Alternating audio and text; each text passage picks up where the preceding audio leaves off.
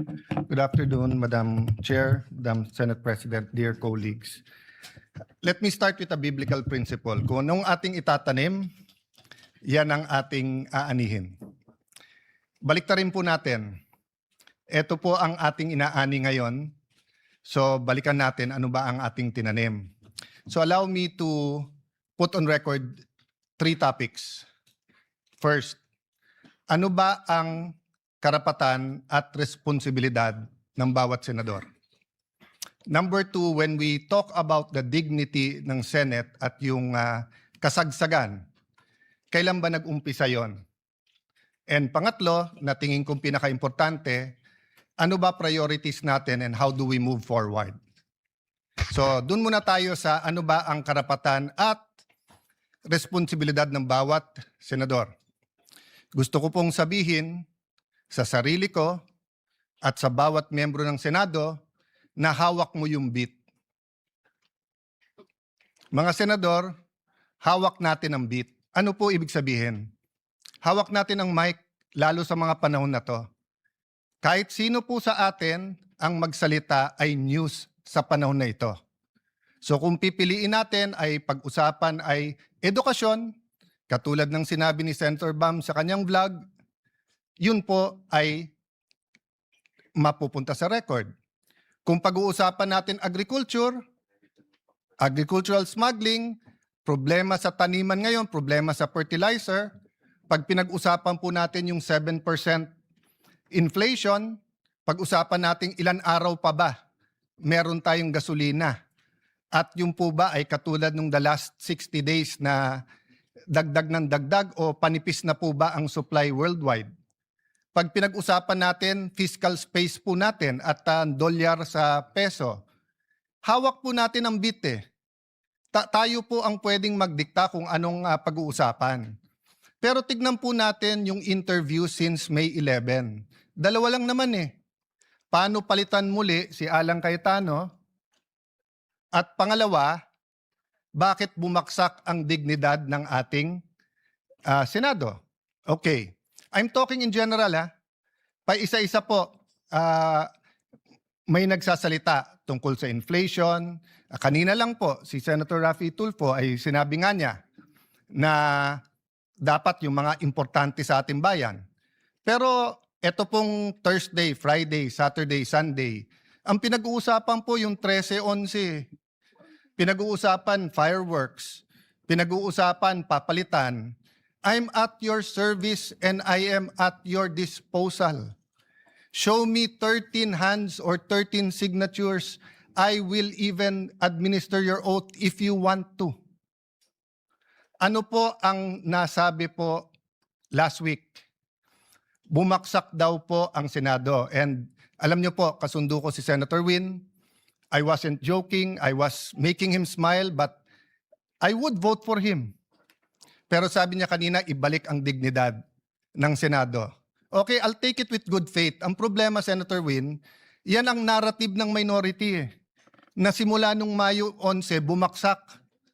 Sinabi ni Senator Ping, may I allow and correct me Senator Ping kung mali. Sabi niyo yung biruan ngayon, mas mabango pa yung House kaso sa Senate at usually kasi mas mataas ang Senate. I will take exception to that. Why? Because the Pulse Asia, if I'm not mistaken, in December 2019, when I was Speaker and Senator Soto was Senate President, the Senate was 66% and the House was 66%. When I was Speaker, pareho lang po ang trust rating, ang performance rating ng House at saka ng Senado. Bumaksak po ang Senado nung nagsimula po yung flood control. Dahil po, ilan ang binanggit sa minority. Pero ilang beses po sinasabi ng minority, bakit ganon? Kapag ka minority, may insertion daw.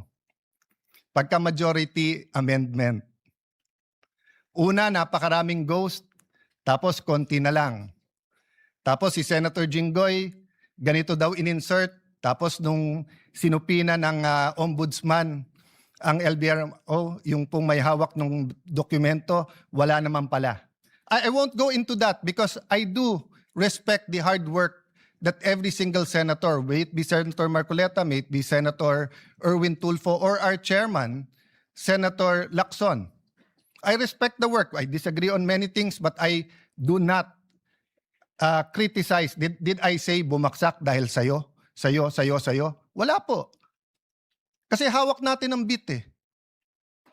Sasabihin nyo po, yes, but 24 tayo, yes. Pero kung 11 sa atin ang sinasabi, ang problema ay si Cayetano, palitan yan, at 13 naman tayo na nagsasabing con-as yan, at impeachment yan, etc. yan, edi 24 na tayo na yan ang pinapakinggan ng tao. Hindi inflation, hindi yung ekonomiya, hindi yung teenage pregnancy, hindi yung tumataas na bilang ng mga may AIDS, hindi yung problema sa PhilHealth, hindi po nakawalan ng flu vaccine ng ating DOH. Napakarami pong issue. Mr. President, bakit po ba na yung linggo ng May 11 ay naging napaka-masalimuot para sa atin? At yun po ay naging bullseye para sa marami. First of all, hindi po nanggaling sa bagong majority na kapag ka nag-take over etong majority na to, ay i-dismiss po ang impeachment. I-delay ang impeachment. Magiging partial ang impeachment. Kailan po niyo ako narinig na sinabi ko yung dating majority o minority ngayon? Pagka kayo ang majority, siguradong ma-impeach, siguradong guilty si Vice President Sara. Wala po. Kasi nirerespeto ko politika niyo. Pero once na mag-oath kayo, naniniwala ko, impartial na kayo. Mahirap maniwala. Mahirap sa mga statements nyo tungkol sa Vice President. Mahirap maniwala na kayo'y magiging impartial. Di ko nilalahat. Ilan lang po sa inyo. But I recognize it's the same for us. Nahihirapan kayo maniwala na yung ilan sa amin na malapit sa Vice President, ako personally, malapit ako sa dating Pangulo. Hindi po ako malapit sa Vice President. Pero kung ako'y maniniwala na kayo'y pwedeng maging impartial, why can't you give us the benefit of the doubt that we can also be impartial? Even Senator Padilla, who's very close to the Vice President, na ang dami ng statement, sabi niya, kaya nga nagsasalita bago mag-oath kasi once na mag-oath, susundin niya yun. Ako po'y Kristiyano, siya po'y Muslim. Pero pareho kaming naniniwala, brother, di ba? Na once nag-oath ka, kasalanan sa Diyos ang wag sundin yung oath. So, Madam President, it's a two-way street. What's the difference? The difference is the minority keeps speaking outside the session hall na hindi natin basta't masagot. Senator Amy is speaking in the session hall na lahat sila ay pwedeng tumayo. Number 2, outside the session hall, walang out of order. Dito po meron. I'll go to that later kasi meron naman po tayong rules at may way forward tayo. But the first thing po, yung binansagan po ang majority na ang dahilan daw po ay yung impeachment. We've proven that wrong. In fact, I'll ask for another caucus tomorrow to finalize matters regarding the impeachment because on Thursday, may final meeting naman yung secretariat, yung magiging clerk of court, and we want to get your inputs. Secondly po, Senator Bato, he's a member of this establishment. He is entitled to go here and to vote. Bakit naging issue na pumunta dito para bumoto lang? The leadership of the Senate determines the direction of the Senate. The Senate is the last line of defense when it comes to democratic issues or issues that affect our democracy. That's been the history of the Senate, pre-martial law and after martial law. Kaya nga yun ang hinala, bakit inabolish ng martial law? Because the independence of the Senate is very important. Yung po ang ginamit sa akin ni Senator Coco then Senator Tito Soto, who I respect. During Duterte's time, sabi nila, we have to have an independent Senate. Wag si Alan kasi masyadong malapit. Well, I'm the first one now of 4 SPs since 2022 na hindi ko makiklaim na malapit sa presidente. Have any one of you given us the benefit of the doubt that we will have an independent Senate? Hindi ko na narinig yun eh. Panay sinong malapit sa Malacanang. O yan, Walang gagawin niya kundi lalabanan ng Malacanang. Eto, ganyan. Yan ang usap-usapan. That's the not so secret. Why can't we bind together, minority, majority, and be an independent Senate? Not to confront the executive, to collaborate, but also as checks and balances. Last point po, before I go to a way forward. Ba't ba nag-umpisa to at ba't ba nangyari yung May 13? Can you show the video kung anong ginawa sa ating empleyado? Madam President, can I have permission? This is a very short video. It's of public record. I just like, and I want to honor Senator Migs kasi siya tumayo at sinabi yung ginawa kay Terence Lim ay hindi tama. But I didn't know na ganito pala ang problema. Wag na yung buong video ng buong pangyayari ng May 11. Yun lang pong ginawa kay Terence Lim.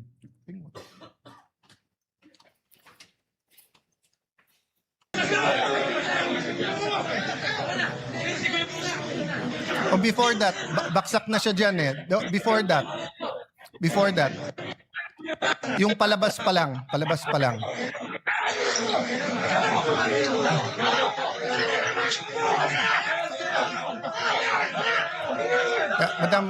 Madam Chair, may I ask, kahit na naghalo yung video, but yung palabas pa lang.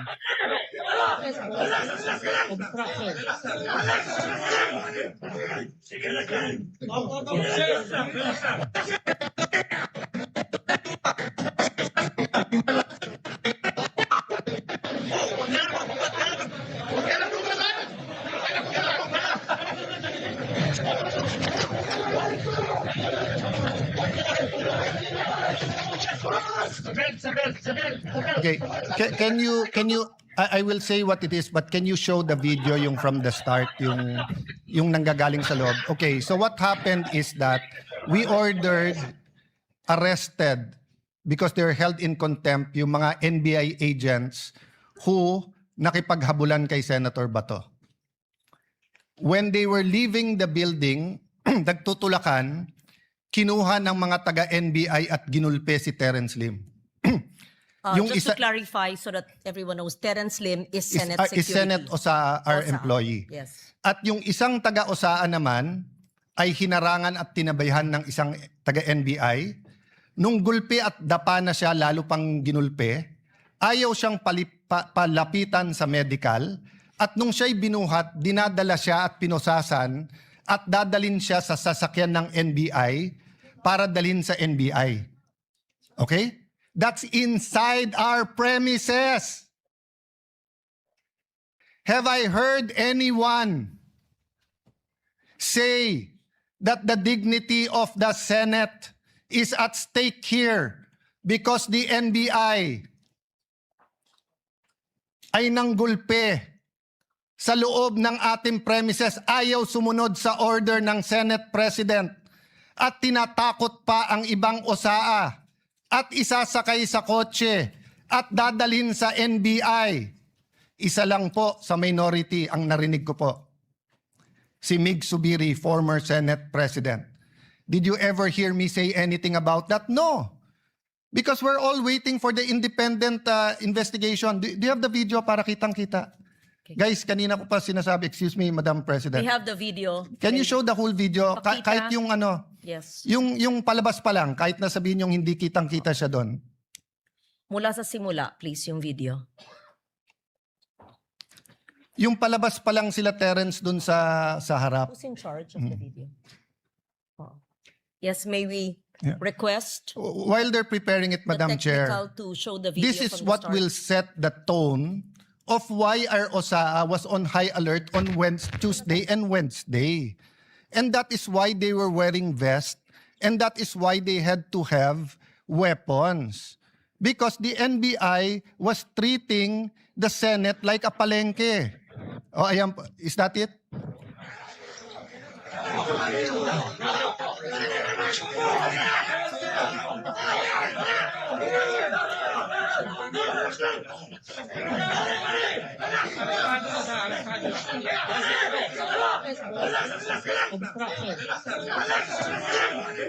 The person in white on the ground is Terence Lim, OSA, And all or those who Senate are Security. holding them back are NBI. Yung NBI pa ang pumipigil. Ang pulis nakatingin lang. Yeah, continue the video.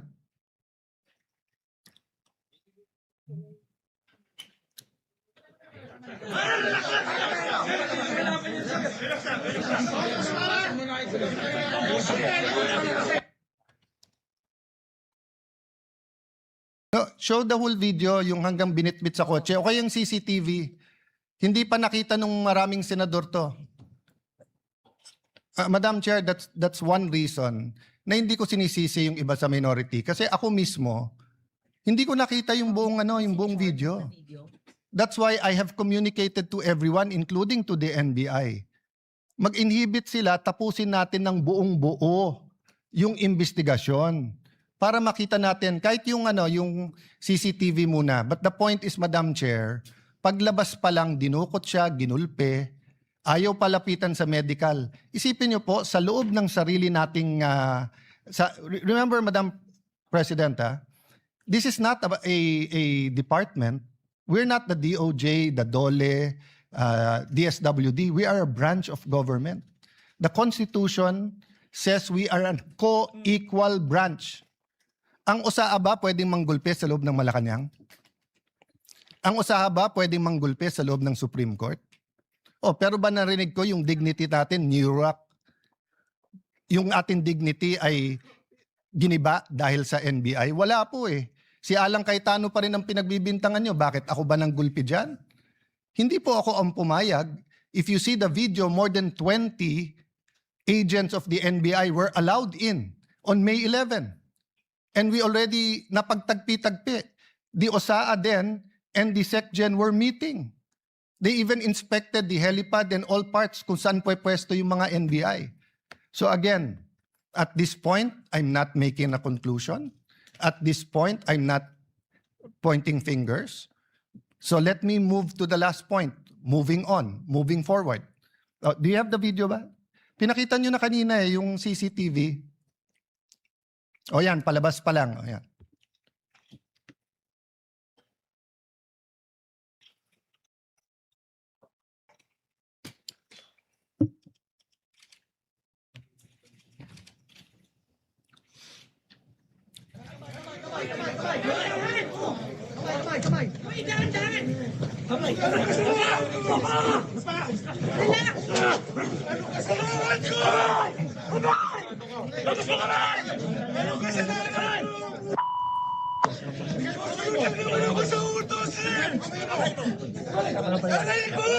Ilabas mo kamay mo! Labas! Narinig ko! Narinig ko! Hindi ako makahiya! Ilabas mo kasi kamay mo! Binubugbog si Terence Lim na OSA Senate employee. Binubugbog ng NBI sa loob ng Senate premises. At nung binugbog na, ayaw pandalin sa medical. Ayan, nakatayo na. Oh. Footage ng GMA yan. May footage din na. Dinadala sa kotse ng NBI. Pwede ba yung OSAA na kunin ang taga-PSG at isakay ng sasakyan ng Senate at kunin sa Malacanang? Pwede ba yung OSAA pumasok ng Supreme Court at kunin yung isang security ng Supreme Court at isakay?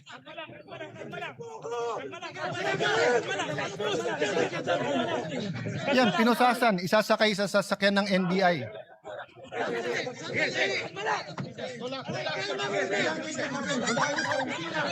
Tingnan nyo sa kaliwa, yung mga taga-NBI, pinipigilan yung ibang OSAA na tulungan si Terence.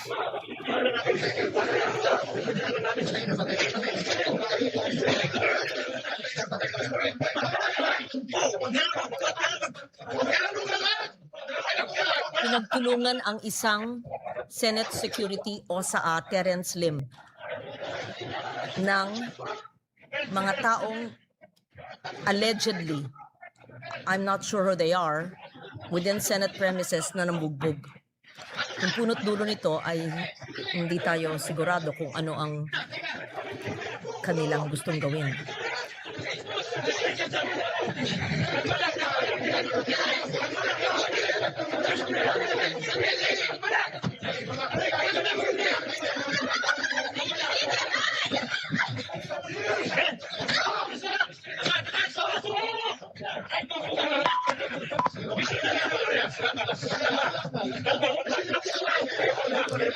Madam President, I am 1,000% sure, 10 times over 100% sure that hindi to inauthorize ni Senate President Soto.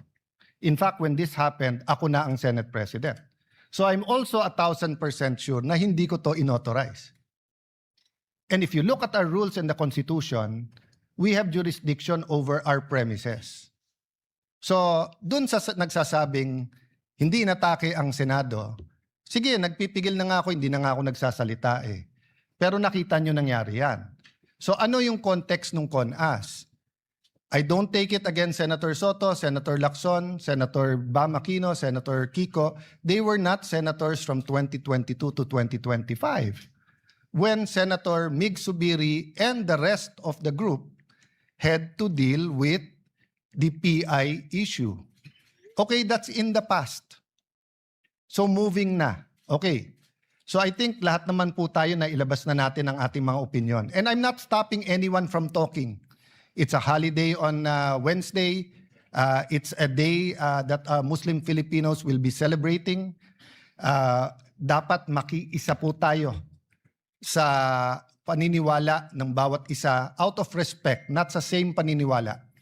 And I'm not suggesting we stop talking about politics. I'm suggesting number one, na pagbigyan ako ni Senator Amy na i-withdraw instead of ipa-strike off. Bakit po? Nakalagay kasi sa rules natin, any statement, and I paraphrasing, no, that offends a senator or the institution.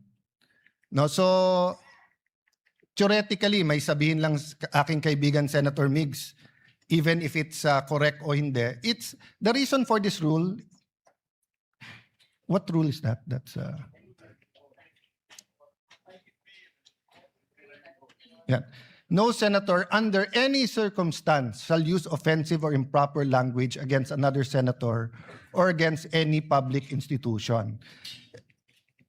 This has happened many, many times in this August hall. This has happened. We offended each other. But why do you have this rule? Because we're collegial eh. The reality is we have to go home tonight upset at each other, but we have to go back tomorrow and work. Yun yung spirit nung sinabi ni Senator Pia na nangamusta ba? Because siguro sa lahat sa atin, bukod sa hindi siya mapolitika, she genuinely treats everyone here as her friend. So when something traumatic happens, many of our kababayans don't know that while myself, Senator Mark were in my room, Senator Loren, Senator Camille, and Senator Pia, once the security find out na barilan na, rushed into my room, turned off the light, then pushed them into a smaller room, yung banyo. Diba? So it's traumatic. You may criticize what she said, how she said it, etc. But akala ko ba all feelings are valid? Bakit pag na-trauma yung nasa majority ngayon, mali. Pero pag na-trauma yung minority, okay lang. Diba? I'm talking in general. Whether you talk about green, yellow, pink. So, labas na ako dyan. Hindi naman ako Senate President ng buong bansa in the sense that I'm not elected like the Vice President and the President. I'm Senate President, but I am the servant leader of the 24 senators, including Senator Bato. I'm here at your service. Kung papayagan ako ni Senator Amy, then I'll ask her to withdraw. Number two, kung papayagan ako ng minority, tomorrow let's talk about the impeachment, but let's also talk about what are your priorities. What are our priorities? Let's use the last few session days. You want to talk about changing the Senate President? I won't take it against you. It's your right. Pero wag tayo dun sa yung integridad ng institusyon kasi syempre, didepensa kami. 'Di ba? Dahil ang tingin namin, bumaksak na to dati pa. But we're not pointing fingers. Bakit bumaksak? We're just letting history judge it. Sabi po nung iba, fresh start. Bakit? Hindi ba fresh start pagdating ko? Hindi pa nga ako nagsa-start, inuupakan na ako eh. Ganun na ganun nangyari sa SEA Games. When I was Secretary of Foreign Affairs, not a threat, serving everyone, wala akong problema sa SEA Games. As soon as I ran for Congress at sinabing magsi-speaker, kaliwat kanan na yung banat sa akin. But we proved them wrong. Nanahimik kami, overall champion, most number of gold medals, and it launched the careers of many in the Olympics. So again, I can take that attitude. Sa SEA Games, nagpagulpe muna ako. Actually, wala naman akong choice. Pero hindi kami gumante. Bakit? Because in the end, the performance will decide or will dictate whether we were justified or not yung mga pinanggagawa. So the same with me. Judge me as Senate President every single day, every single week. Kung tatagal ako ng 1 month, 2 months, edi for 2 months, 3 months, 4 months, di ba? Pero yung inuunahan, hindi pa nga nag-uumpisa, fresh start na, medyo foul naman yon. Yes, it's political, pero medyo foul naman, di ba? So I guess yun lang naman po ang spirit ng ating mga privilege speech dito na very political. Can we go back and start talking again about health, about education, about that's why we were unanimous in retaining and chairman of the Protect Committee because he was doing a good job in how the government can help us, no? So again, my speech is not perfect. You want to interpolate me in a later date, etc. But lahat nung nasa minority may tama kayong sinabi kanina. Sabi niyo po, people are watching us. So Senator Amy, the ball is first in your hands. Afterwards, it goes to the minority. Thank you for giving me this. Oh, sandali lang po, Senator Padilla, na hindi ko tataasan ng boses, brother. Ay magsasalita muna daw. Thank you for this opportunity, Madam Chair. Thank you, Senate President Alan Cayetano.